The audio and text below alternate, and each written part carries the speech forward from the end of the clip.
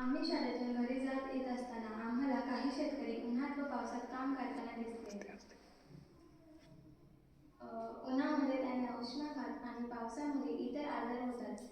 त्यामुळे शेतकऱ्यांना या समस्येपासून वाचवण्यासाठी आम्ही एक हाताने मुक्त छत्री हा उपाय शोधला. आणि ह्या छत्रीपासून शेतकऱ्याला उन्हापासून आणि पावसापासून संरक्षण मिळेल. आणि ह्या छत्रीला असलेल्या सोलर बॅटरीपासून शेतकऱ्याला रात्रीभर शेतात काम करता येईल आणि घरी जाण्यासाठी त्याला त्या ऊर्जेचा मदत होईल. आता हा प्रोजेक्ट मी तुम्हाला करून दाखवते. हा शेतकरी आणि त्याने ही छत्री बिना हात लावता पकडली आहे.